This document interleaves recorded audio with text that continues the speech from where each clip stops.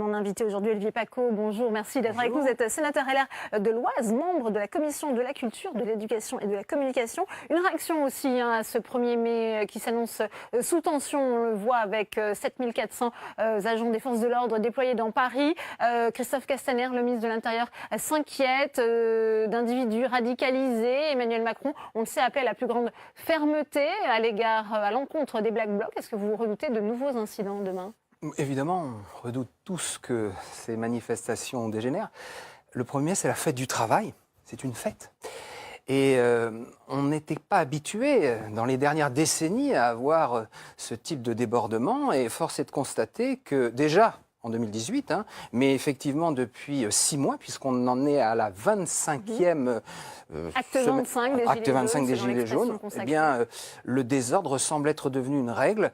C'est très inquiétant et ça en dit beaucoup sur l'état de malaise profond de notre société. Ouais. Et pourtant, il y a eu ces annonces du chef de l'État la semaine dernière lors de sa conférence de presse pour sortir de cette crise des Gilets jaunes. Comment jugez-vous ces annonces? Est-ce qu'elles sont à la hauteur justement des attentes des Français?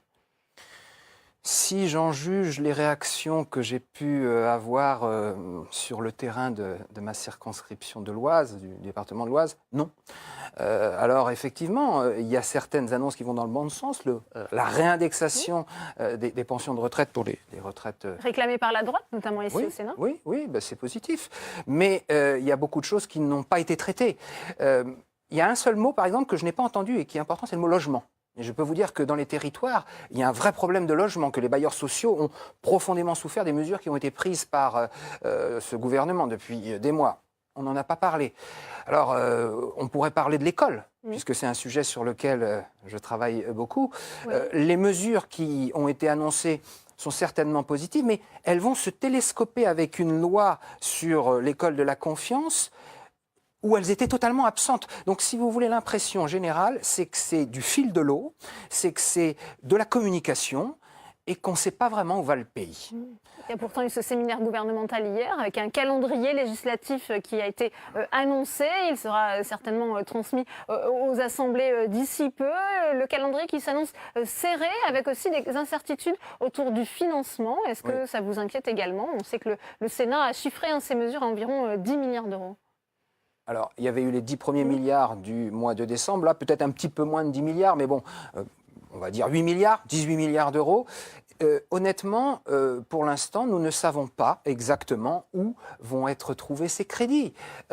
C'est vrai que l'une des grandes mesures annoncées par le président de la République, c'est pas d'économie finalement dans le fonctionnement de l'État. Or, si on veut faire baisser les impôts réellement, il y a que deux solutions. Soit on laisse courir la dette, soit on fait des économies de fonctionnement. Le gouvernement, parce qu'on a entendu Olivier Dussopt dire le contraire cet après-midi, la France a su, par le passé, se montrer capable justement de tenir ses engagements européens.